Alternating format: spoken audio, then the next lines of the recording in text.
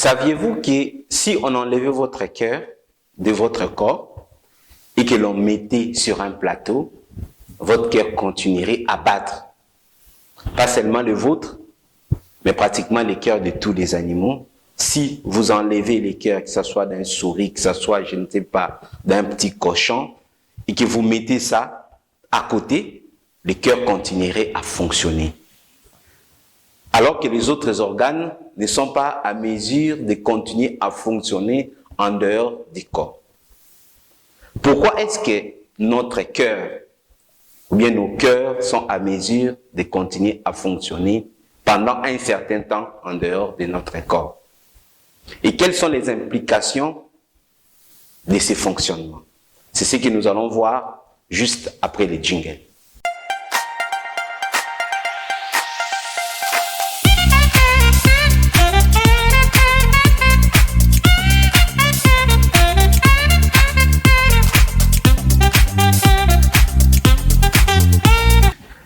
Salut, c'est Dr Moïse. Ici sur cette chaîne, je parle de la santé et de la médecine parce que je suis convaincu qu'au-delà de tout ce que nous pouvons avoir et au-delà de tout ce que nous pouvons savoir, il est important que nous puissions être en bonne santé. Car sans la santé, tout ce que nous avons et tout ce que nous savons ne valent rien. C'est la raison pour laquelle j'ai mis cette chaîne à votre disposition pour vous donner l'information sanitaire, la bonne et la vraie, qui vous permettra d'être en bonne santé et de mieux connaître votre corps. Par conséquent, si vous voulez bénéficier du contenu, des qualités que j'émets régulièrement, vous n'avez qu'à faire une seule chose, celle de vous abonner, de cliquer sur la cloche en activant toutes les notifications pour que vous ne ratiez aucune des vidéos santé que je publie régulièrement sur cette chaîne qui vous apportera du bon contenu. Comme j'étais en train de le dire tout à l'heure, le cœur est à mesure de fonctionner en dehors de notre corps. Ce mécanisme de fonctionnement du cœur en dehors de notre corps est appelé automatisme cardiaque. Donc le cœur est à mesure de continuer à fonctionner pendant un certain temps en dehors de notre corps. Mais quels sont les éléments qui sont à la base de ces fonctionnements, de ces multiples contractions que le cœur peut avoir liées en dehors de notre cœur? Nous avons 4 éléments qui interviennent pour que le cœur continue à fonctionner d'elle-même. Nous avons un élément qu'on appelle le nœud sinusal. Nous avons le nœud auriculo-ventriculaire. Nous avons les faisceaux de His. Et enfin, nous avions les myofibres de Purkinje. C'est un tout petit peu technique, j'avoue, mais ce sont des différents éléments qui se trouvent à l'intérieur du muscle du cœur, que nous appelons les myocardes, que nous avons parlé dans la vidéo précédente. Si vous n'avez pas suivi cette vidéo, je vais vous mettre les liens en fiche pour que vous puissiez suivre cette vidéo, afin que vous puissiez découvrir les différentes parties du cœur.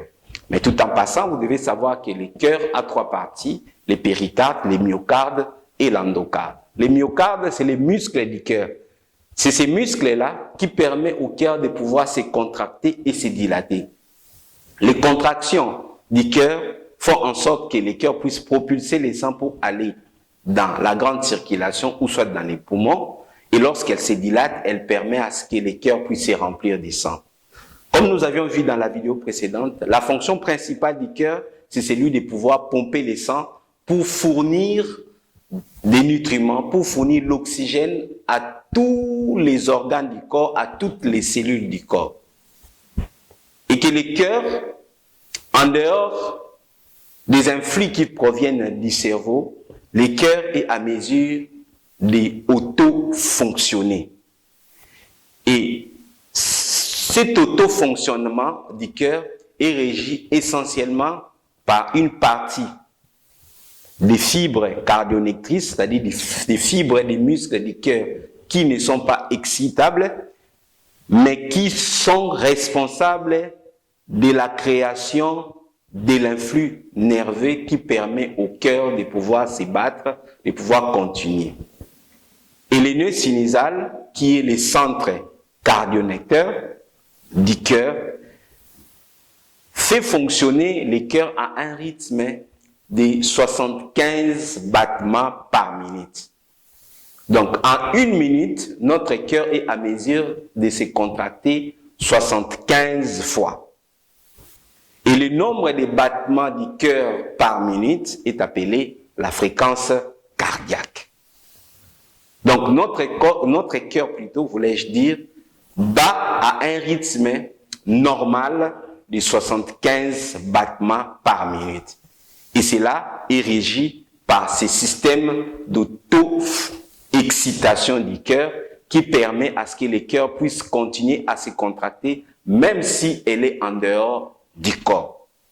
Et grâce à ce phénomène d'auto-excitation du cœur, aujourd'hui, avec la médecine, il est possible de pouvoir prendre le cœur d'une autre personne et d'amener ça au bloc opératoire, de pouvoir greffer dans le corps d'une autre personne à condition que les deux personnes soient compatibles.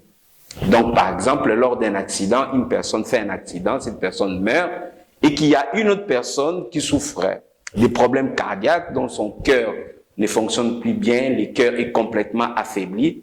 On peut prendre le cœur d'une personne qui fonctionne normalement, mais qui est morte, prendre ce cœur, amener ça et les greffer chez une autre personne qui est en vie, mais dont le cœur est malade, le cœur n'arrive plus à bien fonctionner.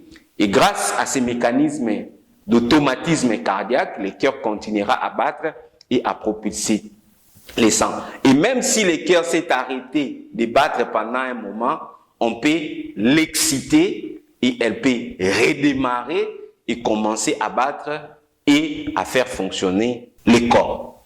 Donc voilà l'information que je voulais vous transmettre pour la vidéo d'aujourd'hui. Si vous avez apprécié, n'hésitez pas de pouvoir cliquer sur la mention j'aime, comme ça je saurai que vous avez aimé.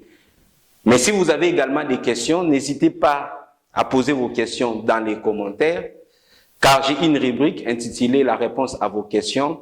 Je me donnerai la peine de pouvoir répondre à vos questions pour que vous puissiez avoir des explications un peu plus claires, et en cela, cette réponse viendra sous forme d'une vidéo. Et par conséquent, si vous voulez ne pas rater la réponse que je donnerai à ces questions, abonnez-vous, cliquez sur la cloche, activez toutes les notifications.